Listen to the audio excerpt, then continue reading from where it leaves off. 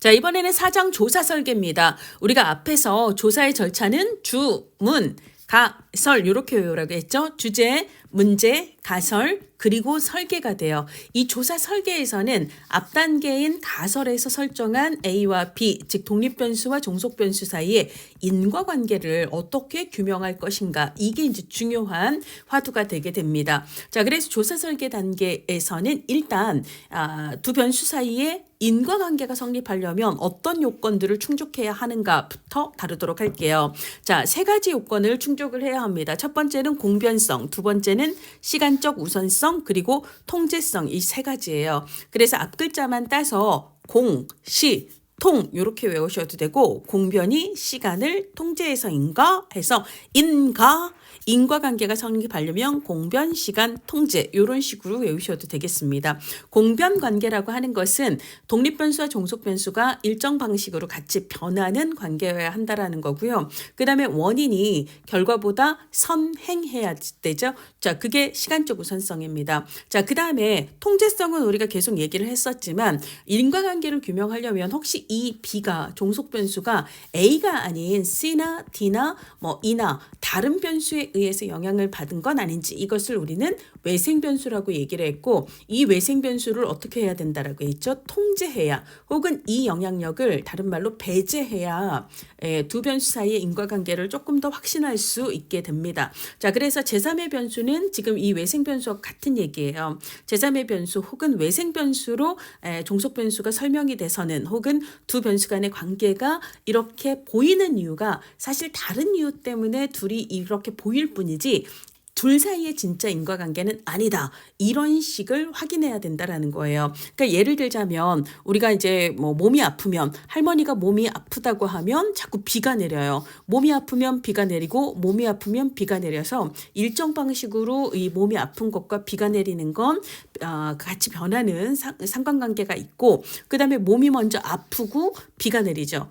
그렇죠. 그래서 시간적 우선성도 있지만, 그렇지만 할머니 몸이 아프기 때문에 비가 내리는 건 아니죠. 그러니까 하늘에서 비가 내리는 이유가 몸이 아파서 내리는 건 아니잖아요. 그러니까 공변성도 있고 시간적 우선성도 있지만, 이들 사이가 인과관계가 아닌 결정적인 이유는 뭐죠? 기압의 영향이 할머니 몸에도, 그 다음에 대기에도 영향을 주기 때문에 이 제3의 변수 혹은 외생 변수가 여기에 비슷한 시점에 영향을 주다 보니까 기압이 내려가면 얘도 아프고 얘도 비가 내리는, 그래서 마치 겉으로 보기에는 얘네들 사이에 관계가 있는 것처럼 보인다는 거예요. 이것을 우리는 허위적 관계라고 이야기를 합니다. 그러니까 몸이 아픈 것과 비 사이에는 진짜 관계가 아니라 제3의 다른 변수 때문에 그렇게 보이는 관계일 뿐이라는 거죠. 그래서 내가 설정한 A와 B 사이의 관계도 진짜 인과관계인지 제3의 변수인 C에 의해서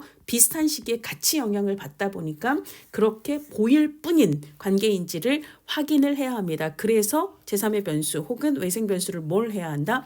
통제를 해야 하는 거죠. 실험에서 통제를 하는 가장 대표적인 방법은 무작위 집단 할당 방법이에요. 그러니까 우리가 조사 대상이 있다면, 조사 대상이 예를 들어 100명이 있다라고 가정을 할 때 이 100명 모두에게 독립 변수를 처치하는 게 아니라 50명과 50명을 무작위로 나누어서 무작위로 할당한다라고도 얘기하고, 무작위로 배정한다라고도 얘기합니다. 두 집단에 무작위로 할당을 한 후 여기에는 독립 변수를 처치하고 이쪽은 아무것도 하지 않는, 그래서 독립 변수를 개입했을 때와 그렇지 않았을 때 종속 변수의 값의 변화가 어떻게 나타나는지를 비교하는 방식으로 인과관계를 규명을 하거든요. 자, 그래서 외생 변수를 통제하는 가장 대표적인 실험의 방법은 무작위로 조사 대상을 실험 집단, 여기를 독립 변수를 개입하는 집단을 실험 집단이라고 얘기를 하고, 개입하지 않는 집단을 통제 집단이라고 얘기를 합니다.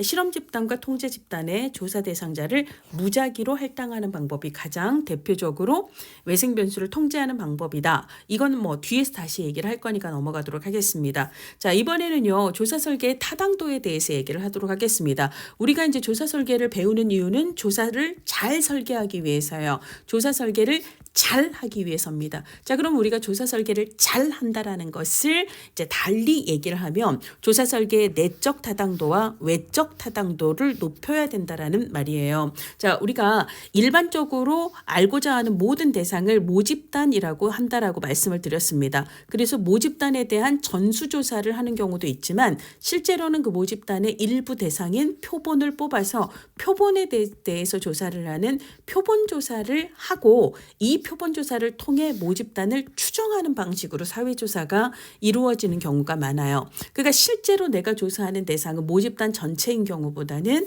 그 모집단을 구성하는 일부 표본인 경우들이 많죠. 그러면 일단 1차적으로는 내가 실제로 조사하는 이 표본 내에서 내가 가설에서 가정한 독립변수와 종속변수 사이의 인과관계가 성립이 되는지를 확인을 해야 합니다. 이게 첫 번째가 되는 거죠. 근데 만약에 표본 내에서 인과관계가 성립하는 걸로 확인이 된다면 그 다음에는 그 결과를 모집단, 일반적인 상황 혹은 일반 대상에게도 일반화시킬 수 있는지를 그 다음에 따져야 돼요. 그래서 첫 번째는 조사하는 대상과 시점과 상황 내에서 인과관계를 어느 정도 확신할 수 있는가를 따져야 되는데 그 확신의 정도가 높을수록 내적 타당도 혹은 내적 타당성이 높다라고 얘기를 합니다. 자, 그러면 내적 타당도는 오케이. 그러면 이 표본에서 얻은 결과를 일반적인 전체 모집단 혹은 다른 시점에서 또 조사를 해도 혹은 다른 예를 들어 상황에서 지역에서 또 조사를 해도 이 결과를 일반화할 수 있을까? 요렇게 이제 얘기를 하는 것을 우리가 그 범위를 넘어서서 일반화한다 해서 외적 타당도라고 얘기를 합니다. 그래서 암기를 할 때는 내인가? 저 사람이 지금 나 때문에 화가 났나? 내인가? 그래서 내적 타당도는 인과관계를 왜일까? 외적 타당도는 일반화 가능성을 의미한다라고 생각을 하셔야 됩니다. 그러면 내적 타당도의 가장 핵심 키워드는 인과관계거든요. 인과관계를 확신하려면 뭘 해야 한다? 다른 변수를 통제해야 한다라고 얘기를 했습니다. 그러니까 독립변수 이외의 다른 변수를 뭐라고 했죠?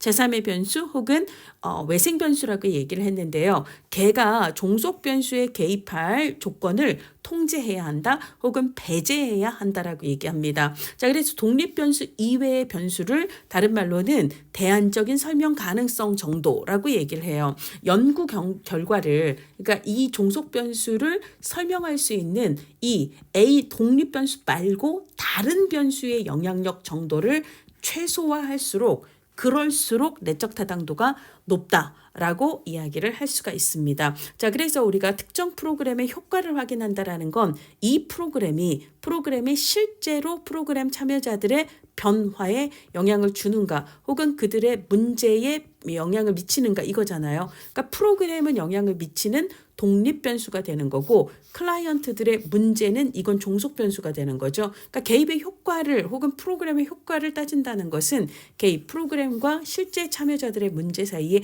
인과관계를 확인한다는 말과 같기 때문에 얘는 내적 타당도가 있어야 영향을 미치는구나 라고 이야기를 할 수가 있습니다. 자, 외적 타당도는 일반화 가능성이에요. 그래서 내가 예를 들자면 서울에서 연구를 했더니 A가 B에 영향을 미치는 걸로 나왔어요. 그러면 이 결과가 제주도에서도 똑같이 나올까? 이게 일반화 가능성이에요. 근데 만약에 제주도에선 다르게 나왔다면 그건 외적 타당도에 문제가 있는 거다라고 볼 수가 있습니다. 자, 내적 타당도와 외적 타당도의 관계는요. 일단 순서 자체가 내적 타당도를 먼저 따지고 이게 오케이가 되었다면 그 다음에 외적 타당도를 따지는 거예요. 근데 만약에 외적 타당도 자체가 성립하지 않았다면 그럼 외적 타당도를 따질 필요가 있습니까? 없습니까? 없어요. 그러니까 외적 타당도를 따지기 위해서는 뭐가? 내적 타당도가 꼭 필요해요.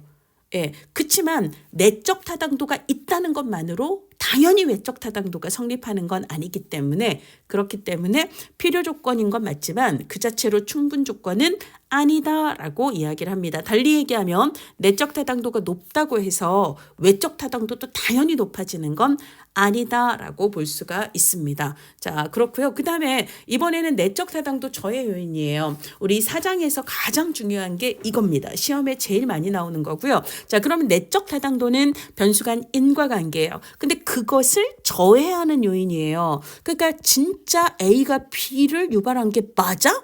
이거를 헷갈리게 만드는 요인들이다라고 보시면 되고요. 이 내적 타당도 저해 요인은 달리 얘기하면 얘는 외생 변수. 그러니까 이거 혹시 C 때문 아니야? 이거 혹시 D 때문 아니야? 우리가 앞에서 얘기했던 외생 변수 있잖아요. 외생 변수하고 사실 같은 의미라고 보셔도 됩니다. 그러니까 내적 타당도 저해 요인이 발생하지 않도록 혹은 외생 변수의 영향이 그러니까 개입되지 않도록 뭘 해야 된다라고요? 통제해야 된다라고 얘기를 했잖아요. 그러니까 내적 타당도 저해 요인을 최대한 통제해야 그래야 내적 타당도를 높일 수 있다. 달리 얘기하면 외생 변수를 최대한 통제해야 내적 타당도를 높일 수 있다라고 볼 수 있습니다. 자, 그래서 여기 암기 팁 있어요.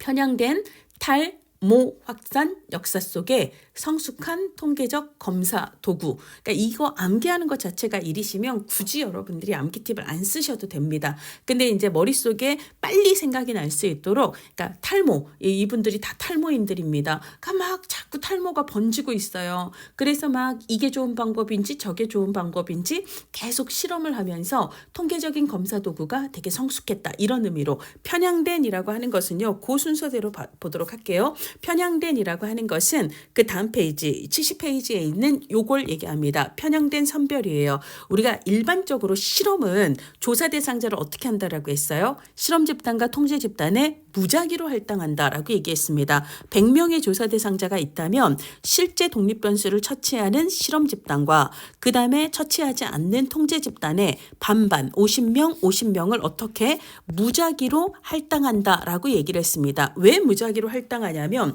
무작위 할당 방법은 무작위 할당이라고 해도 무작위 배정 혹은 무작위 난선화라고도 얘기하는데요.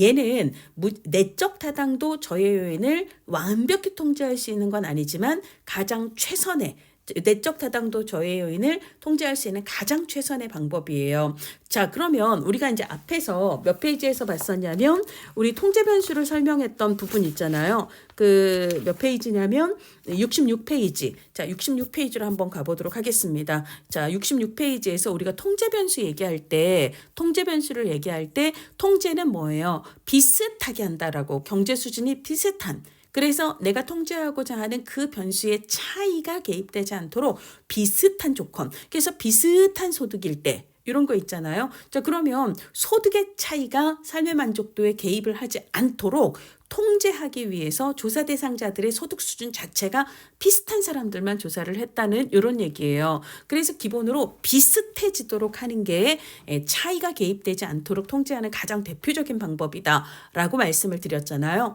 자, 그래서 다시 이쪽으로 가면 무작위로 할당하는 것은요. 이 양쪽 집단, 실험 집단과 통제 집단이 가장 동질적으로 가장 비슷한 조건을 갖도록 하는 가장 최선의 방법이 됩니다. 그래서 얘네들 예를 들자면 독립 변수를 개입시켰더니 얘는 점수 변화가 20점이 났는데 얘는 예를 들자면 점수 변화가 안 났더라. 그럼 20점이라고 하는 점수 차이가 양쪽에서 독립 변수 얘는 독립 변수를 개입했고 여기는 안 했는데 야 독립 변수를 개입하고 안 하고의 차이가 20점이나 차이를 유발하네 라고 얘기를 할 때 다른 사람들이 아니 이미 실험 집단이 통제 집단보다 뭐가 더 있었잖아요. 뭐가 더 있었잖아요. 이런 식으로 설명이 되면 안 된다는 거예요.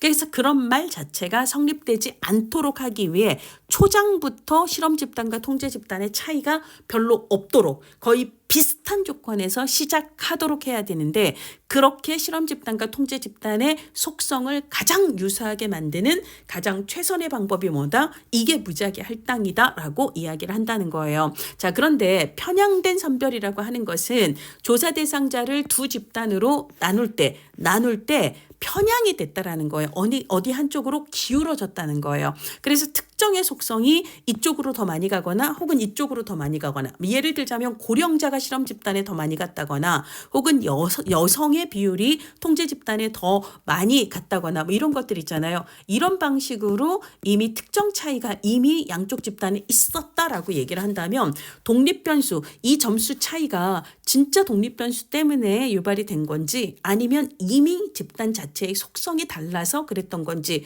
이 부분을 확인할 수가 없기 때문에 독립 변수와 종속 변수의 점수 변화 사이의 인과관계를 확신하기가 어려워지게 됩니다. 이걸 우리가 편향된 선별 선별이라고 얘기를 해요. 그래서 프로그램 개입 전부터 이미 두 집단이 이질적이어서 그래서 조사에 차이가 난 거 아니야? 라고 하는 것을 편향된 선별이라고 얘기를 하고요. 걔는 통제 집단과 실험 집단의 조사 대상자를 무작위로 배정하지 못해서 발생하는 문제다라고 보시면 되겠습니다. 그래서 실험 집단과 통제 집단 간의 연령 분포에 크게 차이가 있다. 고령자가 저쪽으로 더 편향이 됐거나 이쪽으로 더 편향이 됐다면 얘는 편향된 선별에 해당한다라고 얘기를 할 수가 있겠습니다. 자, 그러면 우리 또 안개 팁으로 가보도록 할게요. 자, 우리가 방금은 편향된 얘기했습니다. 자, 탈.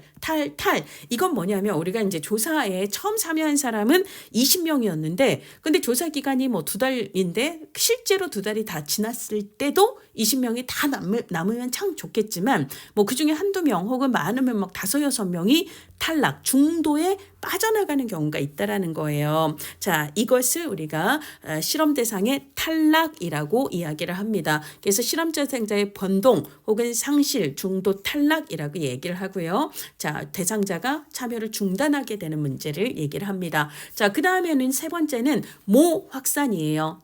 모 확산은요, 모방과 확산을 얘기합니다. 자, 그래서 확산 그리고 모방 혹은 개입의 확산이라고도 얘기를 하는데요. 우리가 실험이라고 하는 것은 아까 조사 대상을 두 집단, 실험 집단에 그리고 통제 집단에 나누고 난 다음에 그러고 이제 개입을 하게 되는데요. 개입 기간 동안 이 실험 집단과 통제 집단은 처음에 이제 무작위로 할당이 되는 것도 중요하지만 양자 간의 상호 교류, 서로 영향을 받고 주고받는 상호 교류도 얘도 통제를 해야 되거든요. 근데 양 집단의 상호 교류를 통제할 수 없는 상황이 될 때에는 실험 집단의 이게 영향이, 그러니까 실험 집단의 속성이 이쪽으로 통제 집단까지 확산이 될 수도 있고 그 다음에 통제 집단에서 실험 집단을 모방할 수도 있고 그렇습니다. 예를 들자면 우리가 이제 학교의 반 배정 1반과 2반과 3반과 4반 학생들 배정이 기본으로는 무작위로 배정이 되잖아요. 근데 이 조건은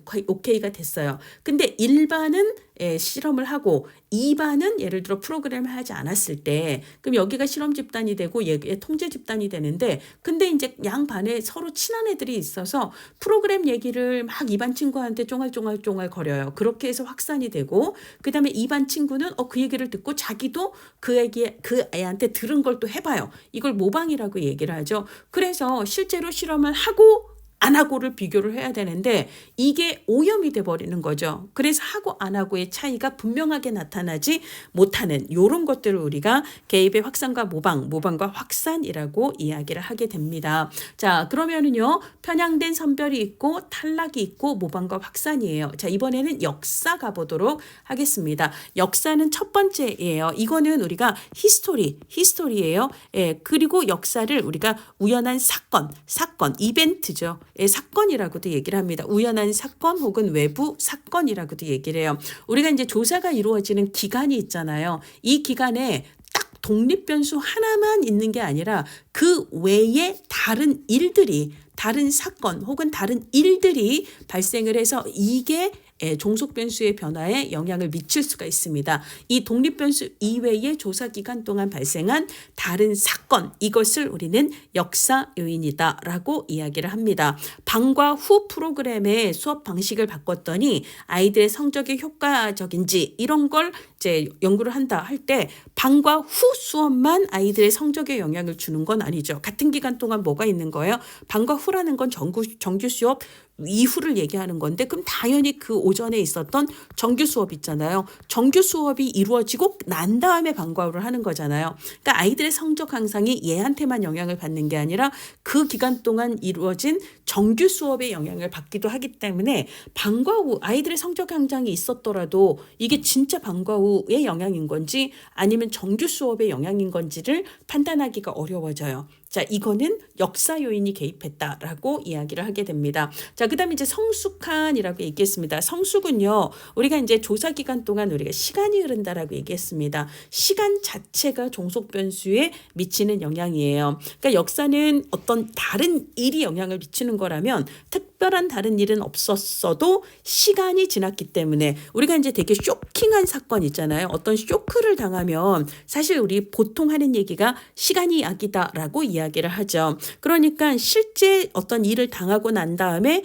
얼마 되지 않아서 우리가 이제 뭐 예를 들어 상담을 하거나 치료를 하게 되면 그러면 이제 그 상담 치료를 하기 전에 사전 검사를 할 거고요. 그러고 이제 쭉 한 6개월 정도 상담 치료를 하고 난 다음에 실제로 이 사람이 얼마나 달라졌는지를 알기 위해서 사후조사, 사후검사를 또 하게 됩니다. 그래서 이제 사전검사 점수하고 사후검사 점수를 비교를 하게 되는데 예를 들어 뭐 스트레스 지수라고 얘기할 때 이때는 스트레스 지수가 90이었는데 6개월 뒤에 프로그램 마치고 사후검사를 했더니 뭐 60이더라. 그럼 이때 나타난 30점이라는 그 점수의 변화라는 게 실제 그 상담의 영향일 수도 있지만 본인이 겪었던 그 트라우마, 그러니까 사건으로부터 시간이 6개월 정도 지났기 때문에 시간의 치유 효과일 수도 있다라는 거예요. 그래서 시간이 어느 정도 흘렀기 때문에 변화가 일어난 건 아닌지, 그 다음에 발달 시기상의 특성, 그래서 자연스러운 발달 시기상의 특성 때문에 나타난 건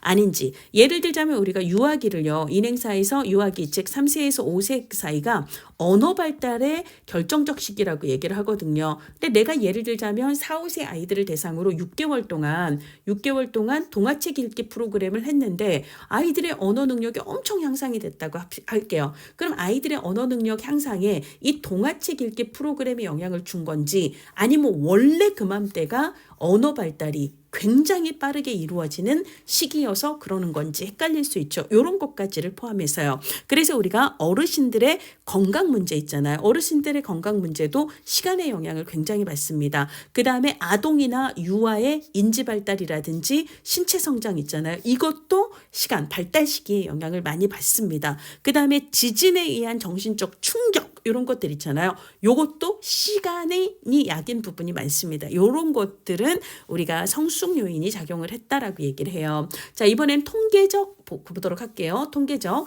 자, 그러면 통계적이라는 것은 통계적 회계로 가시면 돼요. 자, 이게 뭐냐면 우리가 아까 사전검사 점수하고 사후검사 점수. 그러니까 이제 중간에는 개입이 있었겠죠. 개입 전후 의 점수를 비교를 해서 얼마나 변했는가를 측정을 하게 돼요. 자, 근데 예를 들자면 사전 점수가 매우 높았던 사람이 있고 사전 점수가 매우 낮은 경우가 있을 수 있겠죠. 그러면 사전 점수가 매우 높았던 사람들은 사후 검사를 하면 점수가 낮아질 가능성이 커지고, 그 다음에 매우 낮았던 사람들은 사후 점수가 매우 더 높아질 가능성이 커지는 이런 현상을, 이걸 통계적 회계라고 얘기를 합니다. 이게 마치 평균을 향해서 점수가 회귀하는 것 같다 해서 통계적 회계라고 얘기해요. 예를 들어 여러분들이 뭐 전교 1등짜리들만 모아놓고 수업을 한다고 하면 얘네들은 더 올라가기는 힘들지만 여차하면 떨어질 가능성이 더 크죠. 근데 여러분들이 거꾸로 전교 꼴등들만 모아놓고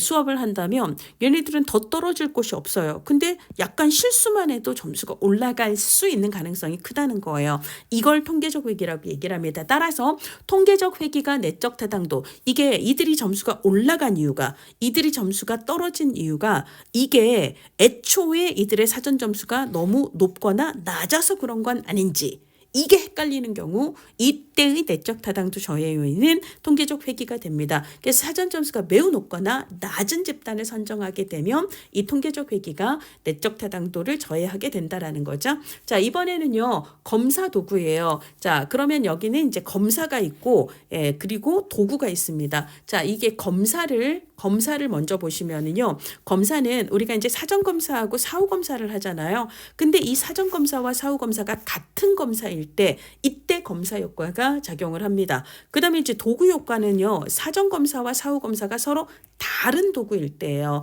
그러니까 같은 검사를 반복할 때와 서로 다른 검사를 반복을 하게 되는 경우, 그래서 예를 들자면 이 경우는 그러니까 이 검사 같은 경우는 풀었던 문제를 또 한 번 풀게 하는 거예요. 한 번 풀고 또 풀어요.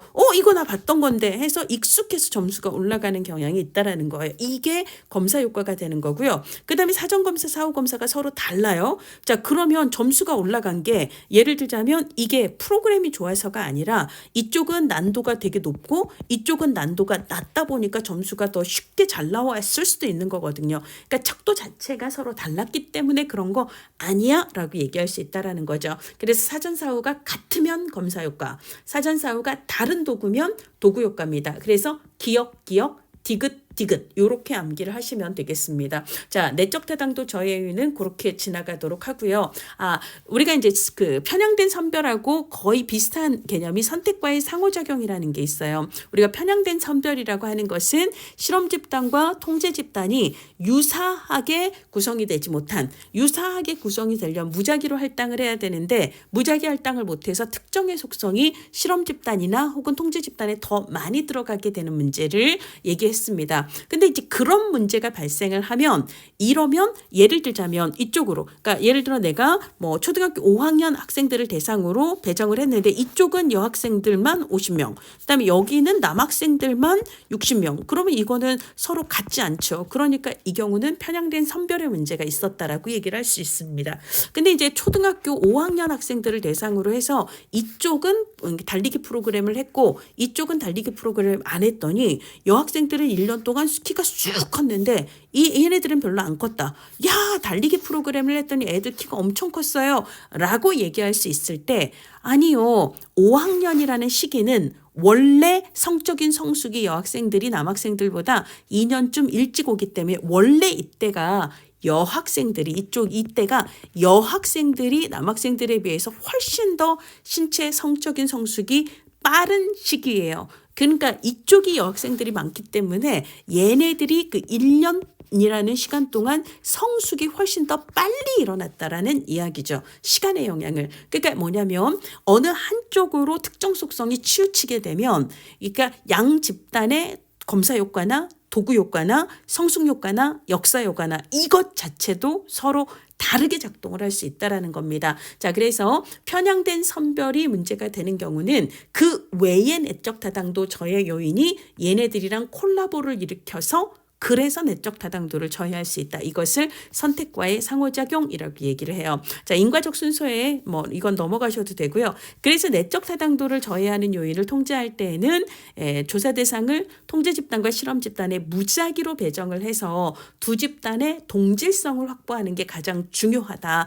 근데 그거를 하기가 어려울 때는 차선의 방법으로 연구자가 자기적으로 임의적으로 양 집단의 성별 비율이라든지 평균 연령을 맞춰줄 수 있다라는 거예요. 이것을 우리가 배합 혹은 매칭이라고 이야기를 합니다. 그래서 예를 들어 실험 집단이 평균 연령이 40세라면 통제 집단도 평균 연령이 40세로 맞춰지도록 한다라는 거예요. 근데 이게 무작위 할당보다 최선이 되지 못하는 이유는 연구자가 의도적으로 그 통제하는 연령이나 성비 뭐 이거 말고는 다른 조건들에 대해서는 전혀 통제를 할 수 없는 상황이 되기 때문에, 그래서 무작위 할당이 가장 확률적으로 동질성을 담보하는 좋은 방법이다라고 얘기를 합니다. 그 외에 이제 나중에 통계 분석을 하면서 통제할 수 있는 사후적인 방법이 있기도 합니다.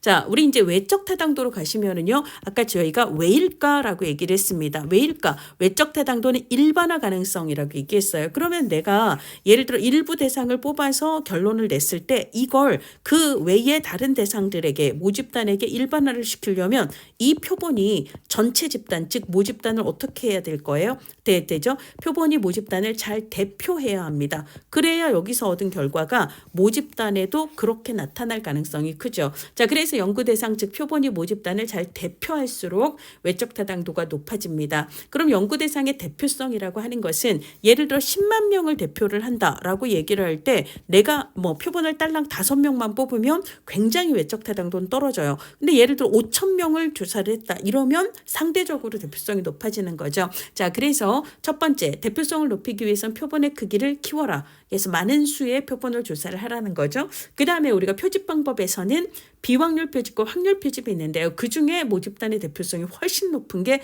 확률 표집 방법입니다. 그래서 확률 표집을 사용하라. 그러면 그 표본이 모집단을 잘 대표하므로 표본에서 얻은 결과를 모집단으로도 일반화하기가 좋다라고 얘기를 합니다. 근데 예를 들자면 자발적인 참여자만 대상으로 하게 되면 이거는 그 확률 표집이 아니거든요. 우리가 이제 보통 확률 표집은 기본이 뭐냐면 무작위예요.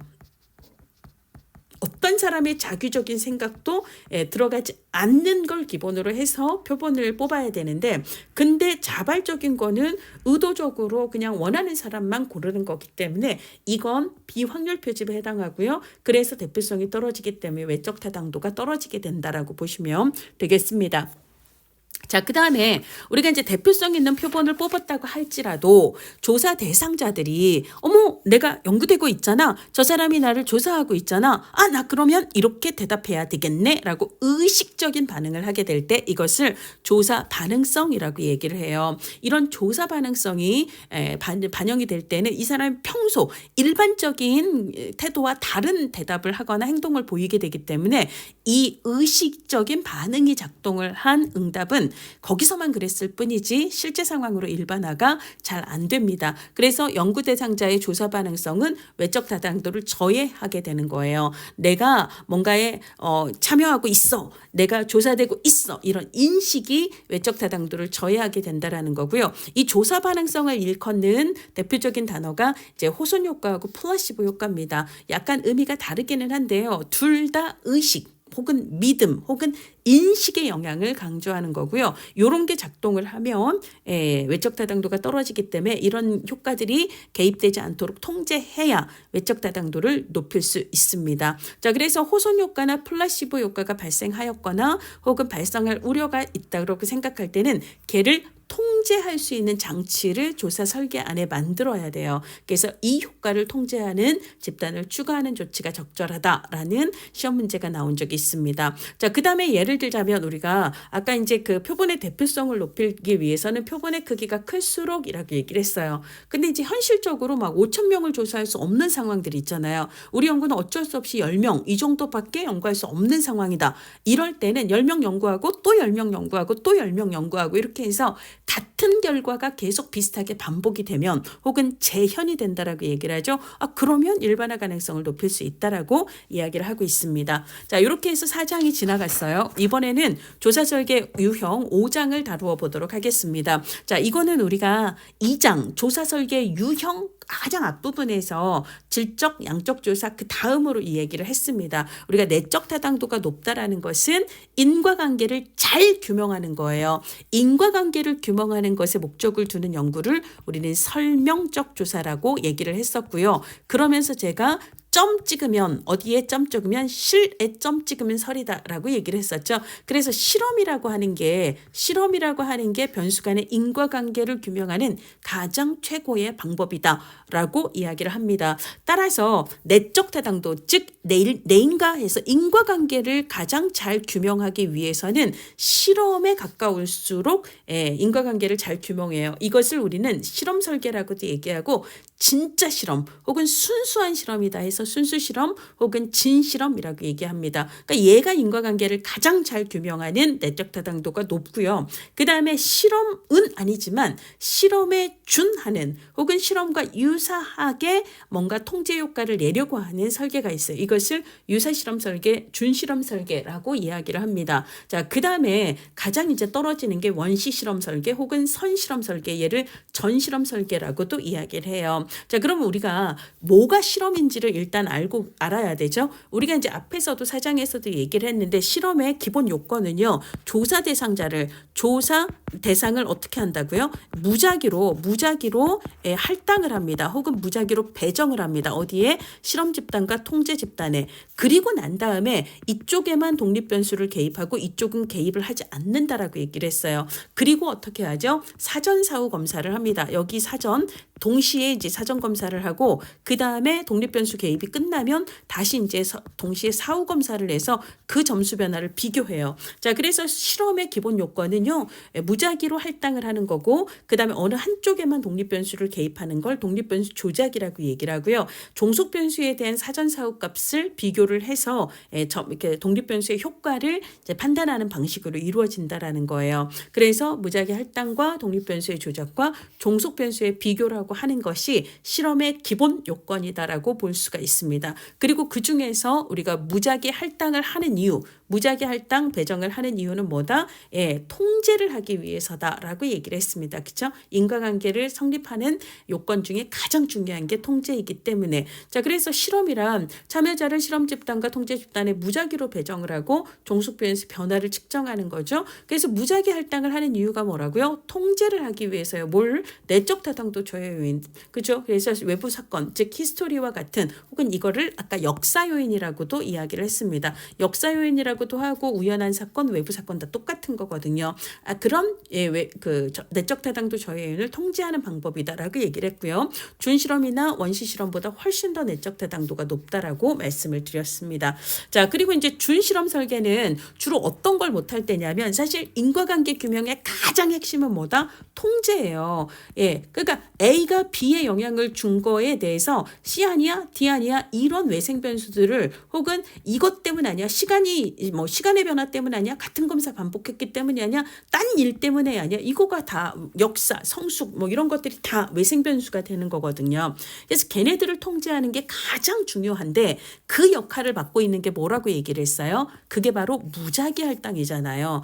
근데 현실적으로 동일한 욕구가 있는 클라이언트를 오로지 통제를 위한 목적으로 반땅 딱 나눠갖고 당신들은 프로그램 안 주고 사전 사후 검사만 할게요 라고 사회복지 쪽엔 사실 못해요. 그건 윤리적으로 문제가 되기 때문에. 그래서 주로 준실험 설계는 어떨 때 사용하냐면 무작위로 조사 대상자를 실험과 통제 집단에 배정하기 어려울 때.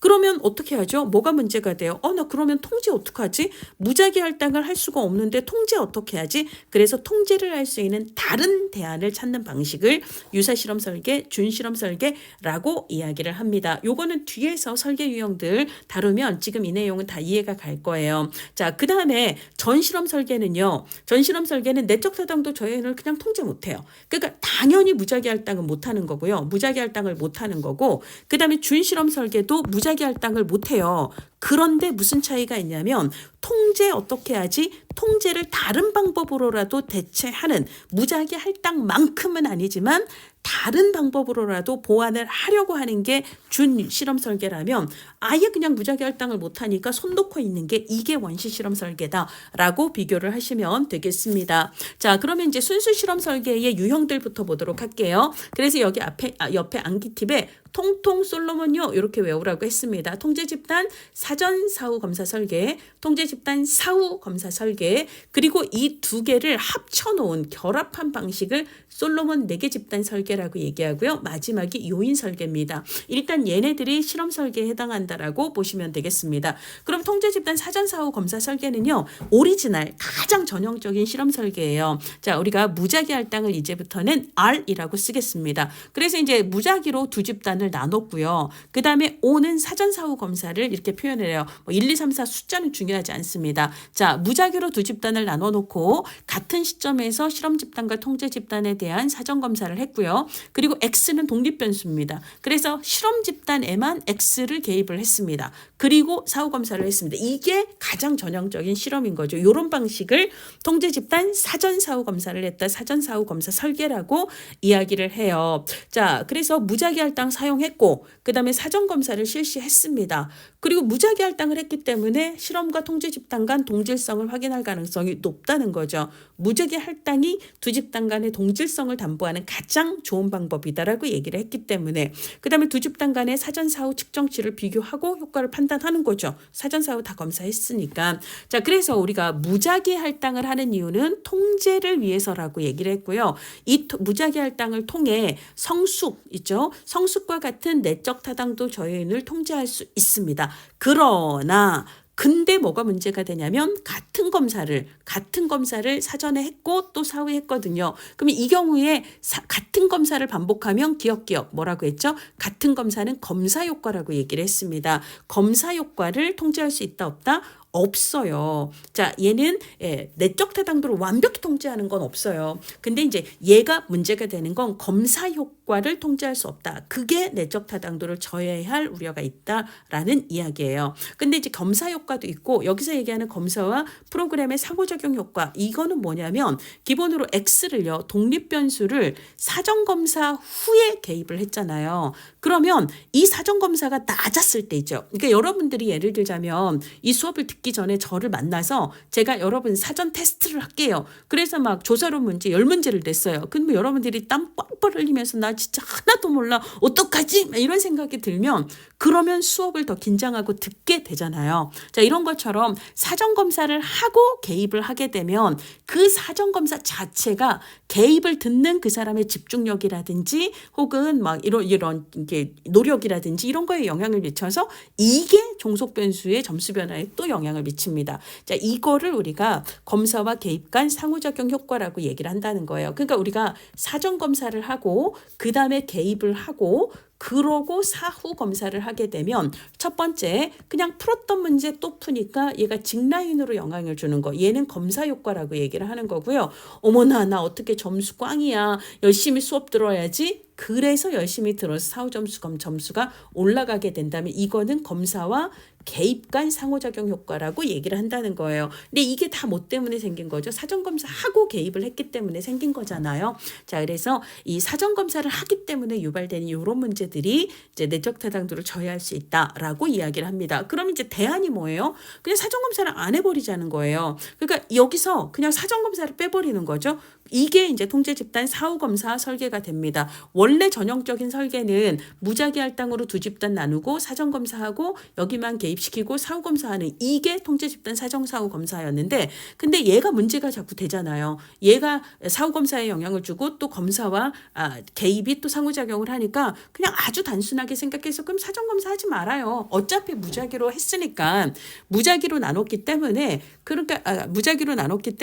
뭐 두 집단의 속성이 비슷했겠죠. 이렇게 무작위 하면 두 집단이 비슷하다며요. 비슷해졌겠죠. 이렇게 생각을 하는 거예요. 자, 그거를 우리가 사후 검사만 한다 해서 이거는 통제집단 사후 검사 설계라고 얘기를 합니다. 그러니까 통제집단 사전 사후 검사 설계에서 사전을 빼버리는 사전조사를 빼버린 형태다라고 이야기를 할 수가 있습니다. 자, 사전조사를 실시하지 않아서 사전조사가 내적 타당도를 저해하는 문제는 발생하지 않아요. 이거를 달리 얘기하면 검사 효과를 통제할 수 있다라는 거예요. 검사 효과가 내적 타당도를 저해하지도 않고 그다음에 검사와 개입 간 상호작용 자체가 나타날 수 없기 때문에 얘도 통제할 수 있다라는 거예요. 그렇지만 비교가 기본으로 이제 이 진짜 동질적이었는지 이 부분이 좀 찜찜하게 남아 있을 수 있다. 이런 얘기를 하는 거죠. 그래서 이제 솔로몬의 네 집단 설계가 나옵니다. 솔로몬이라는 사람은요. 조사 대상이 예를 들자면 100명이 있을 때 50명으로 나누지 말고 25명을 무작위로 나누자. 일단 실험은 무조건 무작위로 할당을 해야 됩니다. 그래놓고 이 두 집단은 사전 사후 하고 X 그 다음에 이쪽은 사후하고 X 이런 식으로 얘기를 하는 거예요. 그러니까 사전 사후 검사 설계와 사후 검사 설계를 결합한 설계를 솔로몬 설계라고 이야기를 합니다. 자, 무조건 무작위로 할당하는 건 실험의 기본이다라고 얘기했고요. 그래서 사후 측정만 하는 건 여기가 되는 거죠. 사전 검사 없이 하는 것 이렇게 됩니다. 그럼 되게 복잡하잖아요. 앞에 있는 것보다 복잡하죠. 복잡한 걸 왜요? 우리가 설계에서 가장 중요한 건 내적 타당도거든요. 내적 타당도를 높이기 위해서라면 고생이 좀 되더라도 복잡해도 하겠다는 거예요. 당연히 심플하지 않은 설계가 더 내적 타당도가 높다라고 생각을 하시면 되겠습니다. 얘네들은 서로의 장단점, 얘의 장점과 얘의 장점을 결합하는 거기 때문에 얘는 어지간한 내적 타당도 저해 요인들 뭘 포함해서 검사 효과 이 부분은 그래서 검사 효과를 여기서 통제하고요. 그다음에 검사와 개입 간 효과도 통제하잖아요. 자, 그래서 검사 효과도 통제할 수 있고 검사와 개입 간 상호작용 효과도 통제할 수 있고 그 외에 다른 어떤 내적 타당도 저해 요인도 통제할 수 있지만 되게 복잡해서 활용하기가 쉽지 않다라는 단점이 있습니다. 자, 그다음에 통통 솔로몬 요라고 얘기했습니다. 자, 요인 설계가 있는데요. 요인 설계도 당연히 무작위 할당은 디폴트가 되는 거예요. 얘도 실험 설계니까. 근데 얘는 어떨 때 사용하냐면 독립 변수가 둘 이상일 때예요. 그러니까 우리가 지금까지는 A가 B에 미치는 영향 이렇게 얘기했잖아요. 근데 이 경우는 A와 B가 C에 미치는 영향 이런 거예요. 예를 들자면 개입의 효과를 ADHD 아동에게 프로그램을 하는데 프로그램의 유형과 실시 시기가 개입 효과에 미치는 영향. 그럼 독립 변수가 프로그램 유형, 실시 시기 이렇게 두 개가 되는 거죠. 이때 필요한 건 요인 설계다라고 보시면 되겠습니다. 그러면 무작위 할당으로 나누고 난 다음에 자, 이 집단은 낮에 놀이치료를, 이 집단은 낮에 음악치료를, 이 집단은 밤에 놀이치료를, 그 다음에 이 집단은 밤에 음악치료를 이런 식으로 각각 처치를 해야 돼요. 그러니까 복잡해야 안 복잡해요? 복잡하죠. 그렇죠? 그래서 얘는 좀 복잡하다. 그래서 독립 변수가 많아지면 많아질수록 복잡해서 활용하기가 어렵다라고 이야기를 할 수가 있습니다. 자, 그렇고요. 그다음에 이제 복잡하다라는 건 그나마 이제 다양한 상황, 이제 같은 놀이치료라도 낮에 했을 때, 밤에 했을 때, 같은 음악치료라도 낮에 했을 때, 밤에 했을 때 이런 식이기 때문에 다양한 상황에서 개입을 하는 방식이잖아요. 그래서 다양한 상황에 그죠? 우리가 그러니까 다른 시점에서 다른 상황에서 그리고 다른 대상에게도 일반화할 수 있는가 이게 외적 타당도잖아요. 그러니까 다른 것보다 얘는 일반화 가능성이 상대적으로 높다라고 볼 수가 있습니다. 플라시보 통제 집단 설계는 모르셔도 돼요. 그냥 보기에 기출문제에서 한 번도 얘는 주인공인 적이 없었고요. 그냥 1, 2, 3, 4 보기에 등장을 한 적이 있어서 참고하시라고 써놓았습니다. 자, 이번에는요 유사실험 설계예요. 혹은 준실험 설계라고 얘기를 합니다. 어떤 걸 못할 때 주로 무작위 할당을 못할 때예요. 그러니까 무작위 할당을 못하니 통제를 어떻게 해야 되나 해서 최선의 무작위 대신 차선의 방법 배합과 같은 그러니까 연구자가 자기적으로 의도적으로 양 집단의 실험 집단과 통제 집단의 평균 연령을 맞춘다든지 성 비율을 맞춘다든지 뭐 남녀 7대3 그럼 여기도 남녀 7대3 이렇게 맞춰주는 방식이에요. 이거를 우리가 유사실험 설계다라고 보시면 되겠습니다. 자, 그러면 대상 집단에 대한 연구자의 이해가 선행이 돼야 되죠. 그렇죠. 뭐 평균 연령이 어떻게 되고 뭐 이런 것들을 알아야 되는 거죠. 그래서 어떤 변수를 기준으로 해서 양 집단을 비슷하게 배합을 할지 이런 걸 결정을 할 수가 있습니다. 그러니까 이거는 무작위를 하기가 어려운 현실을 감안해서 실천 연구에서 현실적인 거로 응용할 수 있고 무작위 할당이 어려울 때 사용할 수 있는 대안이 되겠습니다. 근데 어쨌거나 무작위 할당을 하는 순수 실험 설계보다는 내적 타당도 저해율을 통제하기가 어렵죠. 그러니까 내적 타당도가 상대적으로 낮을 수밖에 없는 거고요. 그다음에 이제 우리가 내적 타당도를 높이기 위해선 무작위 할당을 통해서 실험 집단과 통제 집단을 배정하는 것도 중요하지만 이 양 집단의 상호 교류를 통제하는 것도 되게 중요해요. 근데 이제 양 집단을 내 상호 교류를 통제할 수 없다면 이것도 무작위 할당을 못하는 것과 버금갑니다. 이것도 비동일 통제 집단 설계다라고 보시면 돼요. 자, 그래서 얘를 비동일 통제 집단 설계라고 얘기를 하는데요. 두 집단이 무작위로 나뉜 게 아니기 때문에 두 집단이 동일하다라고 전제할 수가 없어서 통제 집단을 두긴 두었지만 얘가 실험 집단과 아주 동일한 상태는 아니다 해서 비동일 통제 집단 설계 혹은 비동일 비교 집단 설계라고 이야기를 하게 됩니다. 자, 그렇고요. 그 다음에 이제 시계열 설계가 나오는데요. 처음 나온 시계열 설계부터 이 단순 시계열부터 얘기를 할게요. 자, 시계열 설계를 주장한 사람은요. 근데 아까 이제 비동일 통제 집단 설계 우리가 이제 무작위 할당을 할 수 없을 때 이거를 할 수 없을 때 그냥 어쩔 수 없이 배합 같은 차선을 써서 그러니까 사전 검사하고 독립 변수 개입하고 그다음에 사후 검사하고 이렇게 가는 게 앞에 얘기했던 비동일 통제 집단 설계잖아요. 자, 근데 이제 다른 학자가 또 이렇게 얘기하는 거예요. 아니 무작위 할당을 할 수 없다면 굳이 통제 집단을 또 동일하지도 않은 통제 집단을 만들려고 하지 말고 그냥 한 집단 내에서 통제 효과를 대체할 수 있는 다른 방법을 찾아보자라고 얘기를 하는 거예요. 그게 바로 뭐다? 종속 변수에 대한 반복 측정이 됩니다. 그래서 개입을 하기 전에 적어도 3번 이상 반복 측정을 하면 얘가 마치 통제 집단의 역할을 하게 되는 거고, 그 다음에 개입 후에 여러 번 측정을 하면 이게 실험 집단과 같은 그런 역할을 하게 된다. 그래서 얘의 평균값과 얘의 평균값을 비교하는 방식으로 하면 단순히 한 값에 의존하는 것보다 내적 타당도 저해율을 통제할 수 있는 효과가 있어 라고 얘기하는 게 이게 시계열 설계예요. 근데 이제 원래 이렇게 시계열 설계가 이렇게 나왔었는데, 그랬더니 또 다른 학자가 그러면 우리가 아까 비동일 통제 집단 설계는 55x55였잖아요. 그러니까 무작위 할당을 할 수 없었어. 이게 전형적인 실험 설계인데 이걸 하지 못하는 설계가 이걸 비동일 통제 집단 설계라고 아까 얘기를 했었는데, 그러면 비동일 통제 집단 설계랑 이 시계열 설계를 결합하는 거예요. 어떻게 하는 거죠? 이거의 양쪽을 3번 이상으로 가는 거예요. 이렇게 가자라고 얘기하는 걸 복수 시계열 설계라고 얘기를 합니다. 그래서 이게 나오기 전 원래 시계열 버전, 이것을 얘랑 비교하기 위해서 단순 시계열 설계라고 이야기를 하게 되는 거예요. 그래서 여기 가장 핵심적인 특징은 개입하기 전후에 종속 변수의 변화를 여러 번에 걸쳐서 측정한다. 여러 시점에서 반복 측정한다라고 볼 수가 있습니다. 단순 시계열 설계는 통제 집단을 두기 어려울 때 한 집단 내에서 통제의 대안을 반복 측정으로 대체하는 형태다라고 이야기를 할 수가 있고요.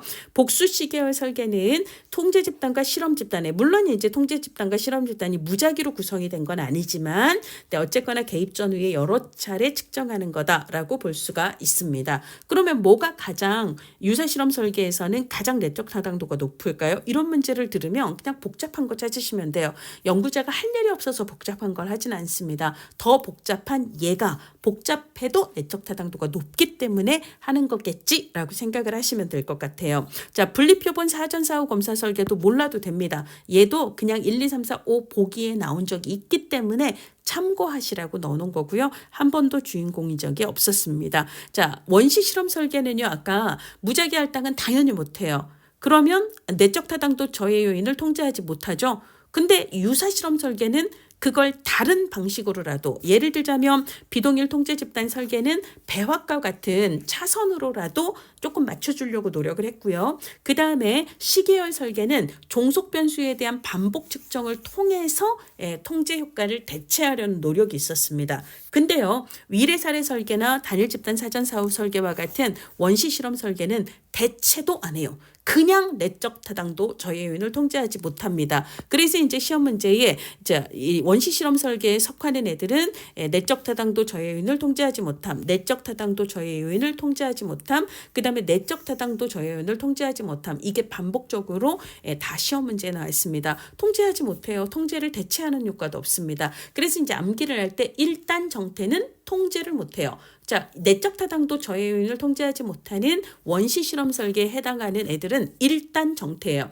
1회 사례 설계, 단일 집단 사전 사후 설계, 정태 집단 비교 설계, 이렇게 외우시면 되겠습니다. 그래서 1회 사례 설계는요, 개입을 하고 그러고 종속 변수를 측정을 해요. 그럼 개입을 했더니 종속 변수가 70점이 나왔다. 그러면 이게 점수가 높아진 건지 낮아진 건지 알 수 있어요, 없어요? 없습니다. 공변성, 개입을 했더니 점수가 변했네라고 말할 수 있다, 없다? 없습니다. 그래서 인과관계 성립 요건 중 공변성 요건은 성립하지 않아요. 그 다음에 통제, 그러니까 인과관계 성립 요건이 공변성, 시간적 우선성, 통제성이 있었는데요. 통제성은 다 없는 거고, 자, 1회 사례, 그러니까 원시 실험 설계는 통제성은 아예 없는 거고, 근데 1회 사례 설계는 뭐도 없다? 공변성, 변했네라고 말할 수 없다라는 거예요. 시간 차이만 있는 거죠. 독립 변수를 먼저 개입을 한 후에 그 다음에 종속 변수를 측정을 했기 때문에 시간적 우선성은 존재하지만 그 외의 두 가지 요건은 만족하지 못하는 형태입니다. 그럼 변했네라고 얘기하려면 처음 점수가 얼마였는지는 측정을 해야죠. 원래 50점이었는데 개입을 했더니 70점으로 변했네 이렇게 얘기하면 얘기할 수 있는 사전사후 검사를 단 한 번씩 하는 것을 단일 집단 사전사후 검사 설계라고 얘기를 하고요. 어머 점수가 변했네는 얘기할 수 있어요. 그러니까 이 경우는 시간적 우선성과 더불어서 점수 변화를 비교해서 변화를 알 수 있다라는 그런 이야기가 되는 거고요. 근데 같은 검사를 반복하기 때문에 검사 효과를 통제할 수 없다라는 거 이제 이해를 하시면 되겠습니다. 자, 그다음에 정태 집단 비교 설계인데요. 아까 이제 우리가 1회 사례 설계는 XO 스타일이에요. 그쵸? 그래서 사전 검사가 없이 일단 개입을 시작을 했습니다. 근데 이제 사후 검사가 예를 들어 70이라면 이 70이 높고 낮은 점수인지를 알아야 되는데 사전 검사가 없다면 어떻게 해야 돼요? 그러면 우리 집단과 그냥 성격이 좀 비슷해 보이는 다른 집단도 같이 측정을 해보는 거예요. 우리 측정할 때 그랬더니 얘네들은 50이 나왔더라. 야, 우리 쪽이 점수가 더 높네. 이런 식으로 비교하는 것을 정태 집단 비교 설계라고 얘기해요. 그러니까 이제 이 경우에 집단 B 입장에서는 가만히 있다. 비교만 당한 거잖아요. 동태 아니고 정태입니다. 가만히 있다 비교만 당한 집단, 이런 느낌으로 정태 집단 비교 설계라고 보시면 되겠습니다. 무작위 할당 없어요. 그러니까 애초에 두 집단이 동질적이다라고 절대 말할 수가 없습니다. 자, 그런 얘기들을 하고 있어요. 자, 이번에는요 단일 사례 설계로 넘어가 보도록 하겠습니다. 자, 우리 시계열 설계가 뭐였죠? 요거죠. 유사실험 설계 중에 시계열 설계는 이런 형태를 얘기합니다. 개입 전에 여러 번, 개입 후에 여러 번 측정하는 것을 시계열 설계라고 얘기를 하는데요. 이거를 한 사례에 적용한 것을 우리가 단일 사례 설계라고 얘기를 합니다. 그러면 얘는 시계열 설계는 우리가 얘는 유사실험 설계에 해당하는 거죠. 혹은 준실험 설계에 해당하는 거죠. 그러면 얘는 설계에 해당하는 거고, 얘는 기본으로 반복 측정, 종속 변수에 대한 반복 측정을 통해서 뭘 하는 거예요? 내적 타당도 저해인을 통제하는 효과가 있는 거잖아요. 그러니까 얘는 실험만큼은 아니지만 내적 타당도는 어느 정도 확보를 합니다. 근데 뭐가 문제가 되냐면 우리가 아까 외적 타당도가 성립을 하려면, 타당도를 높이려면 일단 표본이 모집단을 대표할 수 있어야 되고, 그 다음에 조사 반응성을 줄여야 되고, 그 다음에 재현, 같은 결과를 여러 번 해서 재현할 수 있어야 된다라고 이야기를 했어요. 자, 그러면 표본의 대표성을 높이기 위해서는 두 가지가 있었죠. 표본의 크기가 크거나 아니면 확률 표집을 해야 한다라고 얘기를 했습니다. 자, 그럼 여기서 표본의 크기가 커야 되는데 지금 얘는 케이스가 하나예요. 한 사례예요. 그래서 뭐가 문제가 될 수 있다? 외적 타당도가 취약하다라고 이야기를 할 수가 있습니다. 그래서 단점에 보면 사례가 하나밖에 없어서 외적 타당도가 낮다, 즉 일반화 가능성이 낮다라고 볼 수가 있습니다. 자, 그렇고요. 그 다음에 이제 여기서 한 사례라고 얘기할 때 이 사례가 한 사람만 얘기하는 게 아니라 한 집단일 수도 있고 한 조직일 수도 있고 한 지역사회도 될 수 있어요. 개인, 가족, 단체 등이 다 될 수 있다라고 이야기를 합니다. 그 다음에 이때 통제 효과는 뭘로? 반복 측정을 통해서 종속 변수에 대한 반복 측정이 통제 집단 효과를 대체할 수 있다라고 이야기를 했습니다. 얘는 가설 혹은 이론 자체의 목적이 있는 게 아니라 개입 효과 평가예요. 내가 클라이언트에게 개입을 해서 실제로 그 사람의 표적 행동이나 표적 문제가 변화했는지 이 개입과 표적 행동의 변화 사이의 인과관계를 확인하기 위한 목적으로 이걸 사용하는 거거든요. 학술적인 목적이 아니라 실제 실천적인 목적입니다. 그래서 조사 연구 방법을 실제 실천 평가하고 연결한 거기 때문에 연구와 실천을 통합할 수 있다라는 얘기를 합니다. 자, 그럼 우리가 시계열 설계라고 하는 것은 개입을 하기 전에 여러 번 측정, 그 다음에 개입을 하고 난 다음에 여러 번 측정이라고 얘기를 했잖아요. 이 개입을 하기 전 요거를 우리는 기초선이라고 얘기를 하고요. 얘를 대문자 A라고 표현을 합니다. 개입을 하고 난 후 이것을 개입공면이라고 얘기를 하고요. 얘는 대문자 B로 표현을 합니다. 그래서 기초선과 개입, 이 양자를 비교함으로써 이제 개입 효과를 평가하게 된다라는 거죠. 자, 그 다음에 연구 대상과 개입 방법은 여러 개가 될 수 있다. 이거는 조금 이따가 다중 기초선 설계 얘기하면서 말씀을 드리도록 할게요. 보통 이제 그 단일 죄송합니다. 단일 사례 설계는요, 그래프를 그려서 점수 변화를 시각화하게 돼요. 그리고 이 그래프를 클라이언트와 함께 보면서 우리가 예를 들자면 개입을 계속 해오고 있는데 기초선하고 개입을 하고 난 다음에 별 차이가 없네요. 선생님, 우리 이번에는 다른 방법으로 바꿔볼까요? 라고 협의를 해서 바꿀 수도 있다라는 겁니다. 그래서 개입 효과에 대한 직접적인 즉각적인 피드백을 클라이언트와 나눌 수 있다라는 거고요. 그 다음에 기초선을 통해서 여러 번에 걸쳐서 여러 번 측정하기 때문에 그 시간의 변화에 따라서 클라이언트의 문제가 어떻게 변화하는가. 그래서 시간의 변화에 따른 시간이 클라이언트의 문제의 변화에 영향을 주는 것을 통제할 수 있다라고 이야기를 합니다. 측정을 위해서는 관여적인 관찰도 할 수 있지만 관여적이라고 하는 것은요, 내가 실제로 그 사람을 보고 관찰을 하는 걸 얘기해요. 근데 그 비관여적인 관찰이라고 하는 것은 행위의 결과를 볼 수 있다는 거죠. 예를 들자면 청소를 그 사람이 했는가 안 했는가, 이거는 청소하는 행동을 직접 볼 수도 있지만 청소를 했다면 결과적으로 방이 깨끗하겠죠. 방 상태를 점검하는 것으로도 관찰을 할 수 있죠. 이게 이제 그 비관여적 관찰이다라고 보시면 되겠습니다. 자, 그 다음에 반복 측정을 하기 때문에 계속 여러 번 측정을 하기 때문에 얘가 얘한테 이 검사 자체가 영향을 주는 검사 효과에 개입을 통제하기가 어렵다. 이런 게 있을 수 있고요.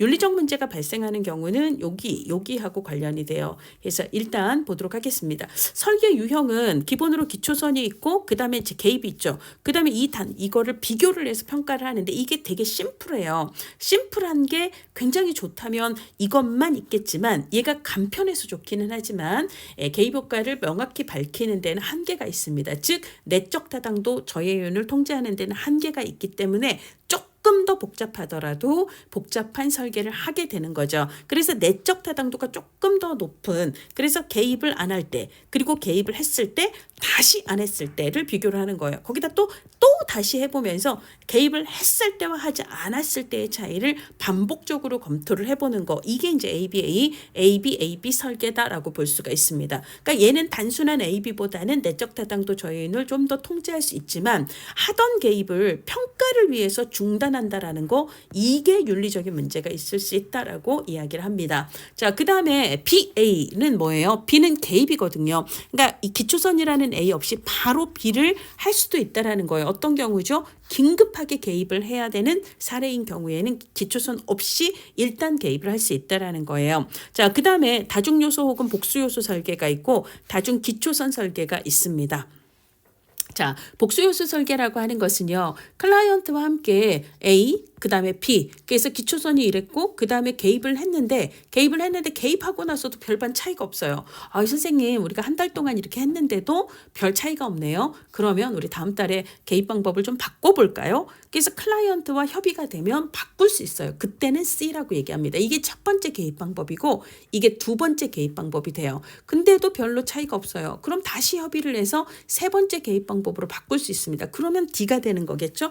그때부터 개입 효과가 나타난다면 이게 효과가 있네요. 이런 식으로 얘기하는 것을 복수 요소 설계라고 얘기를 해요. 그러니까 얘는 서로 다른 복수의 개입 방법을 연속적으로 한꺼번에 동시에가 아니라 첫 번째 해봤다가 아니면 두 번째 했다가 아니면 세 번째, 이런 식으로 연속적으로 혹은 순차적으로 도입을 하면서 증명을 해가는 방법이다라고 볼 수가 있습니다. 물론 단점이 있는 게 이때 나타난 이 변화가 진짜 이 세 번째 개입의 효과일 수도 있지만 어쩌면 첫 번째 혹은 두 번째 개입의 효과가 이제서야 나타나는 것일 수도 있죠. 이것을 이월 효과 혹은 선행 효과일 가능성을 배제할 수 없다 혹은 통제할 수 없다라고 얘기를 합니다. 자, 그 다음에 또 어떤 경우는요, 계속 별로 변화가 계속 없다가 갑자기 이때부터 변화가 생긴 게 이게 개입의 효과일 수도 있지만 이때 뭔가 다른 일이 영향을 줬을 수도 있잖아. 이거를 우리는 우연한 사건 혹은 외부 사건 혹은 얘를 뭐라고도 얘기했죠? 역사 요인이라고 얘기했습니다. 이게 개입했을 가능성을 통제할 수 없다라는 얘기예요. 자, 그 다음에 세 번째는 뭐냐면 이 사람이 처음부터 예를 들자면 요거 안 하고 첫 번째, 두 번째 개입 안 하고 처음부터 세 번째 개입을 했더라도 변화가 나타났을까? 어쩌면 이미 이거 하고 이거 한 뒤에 세 번째 걸 했기 때문에 나타난 것일 수 있잖아. 개입을 도입한 순서가 이랬기 때문에 이럴 가능성도 통제할 수 없다라는 얘기를 해요. 그래서 선행 효과, 그다음에 순서 효과, 그리고 우연한 사건이 개입했을 효과를 통제할 수 없다. 이게 이제 다중 요소 설계의 단점이다라고 볼 수가 있습니다. 자, 다중 기초선 혹은 복수 기초선이라고 하는 것은 기본으로 이제 기초선 단일 사례 설계는 현장에서 사회복지사들이 이제 사용을 하는데 사회복지사가 딱 한 사례만 보는 건 아니잖아요. 그래서 뭐 예를 들자면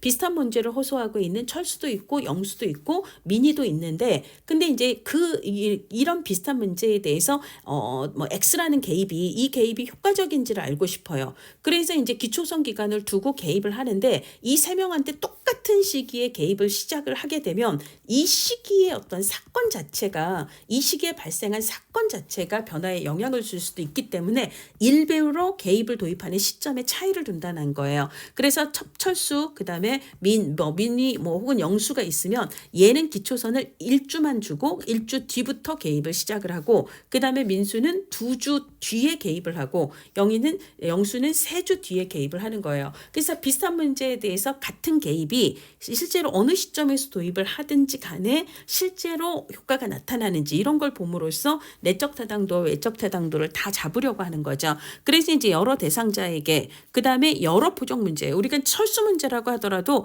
철수 문제가 표적 문제가 1, 2, 3이 있다면 그러면 이제 그 문제 각각에 대한 그래프를 하는 거죠. 그리고 우리가 보통 표적 문제 우선순위를 정하잖아요. 우선순위를 정한다는 건 뭐죠? 시급하게 빨리 해야 되는 거. 그럼 걔를 먼저 다음 주부터 시작을 하고 이 급한 불이 끄면 뭐 두세 주 후에 두 번째 문제, 그 다음에 이제 세 번째 문제 이런 식으로 표적 문제에 대한 개입을 도입하는 시점이 조금씩 달라지는 거죠. 그리고 이제 여러 상황에 이제 각각 도입을 할 수가 있습니다. 이거를 이제 A-B 설계를 다양한 대상이나 다양한 상황이나 다양한 표적 문제에 적용을 해서 이렇게 해도 이때 도입을 해도 저때 도입을 해도 동일한 효과가 있는지를 확인하는 겁니다. 그러면 이제 연구 대상자가 증가할수록 내적 타당도는 증가하는 거죠. 철수, 민의, 영희뿐만 아니라 또 얘도, 그 다음에 또 얘도 이런 식으로 어느 시점에서 도입을 해도 도입을 하면 효과가 있다. 이러면 그럴수록 내적 타당도뿐만 아니라 외적 타당도도 증가한다라고 볼 수가 있습니다. 자, 그런 이야기들을 하고 있어요. 그래서 중요한 건 뭐다? 개입을 도입하는 시기가 같다 다르다예요. 즉 기초선 기간이 같다 다르다예요. 이게 가장 핵심입니다. 자, 단일 사례 설계의 마지막 얘기예요. 개입 효과 분석에 대해서 이야기를 하도록 하겠습니다. 단일 사례 설계는 개입 효과를 평가하기 위한 목적, 실천적인 목적을 갖는다라고 얘기를 했고요. 단일 사례 설계는 그래프를 그린다라고 얘기를 했습니다. 그러니까 첫 번째 분석은 그래프를 시각적으로 보는 거예요. 그래서 이제 변화의 수준, 변화의 파동, 변화의 경향을 고려를 해야 합니다. 변화의 수준이라고 하는 건 점수의 높낮이에요. 높았는데 낮아졌네 이런 거. 요건 변화의 수준입니다. 변화의 파동이라고 하는 건 점수가 들쑥날쑥했는데 근데 개입을 하면서 점수가 좀 안정화되었는데 이건 파동이에요. 자, 그다음에 변화의 경향이라고 하는 것은 점수가 이렇게 계속 올라가는 경향이 있네 이런 걸 이야기합니다. 점수가 올라가는 경향 혹은 내려가는 경향 이런 것들을 확인을 한다라는 거예요. 파동이 너무 들쑥날쑥하면 개입 효과를 판단하기가 어렵습니다. 개입과 척추 변화 사이의 기간이 짧을수록 이게 개입 효과다 이렇게 생각할 수 있죠. 개입을 했는데 예를 들어 효과가 1년 뒤에 나타났다면 1년 뒤에 나타난 이 효과가 이 개입 대심 때문이다라고 얘기하기는 좀 힘들죠. 그 사이에 무수한 변수들이 있었기 때문에 그래서 이제 그 간격이 짧을수록 개입 효과를 판단하기가 좋다라고 볼 수가 있습니다. 경향을 판단하기 위해서는 경향을 나타내는 경향선 접근을 쓸 수도 있게 경향선을 그려서 시각적으로 개입 효과를 판단할 수도 있습니다.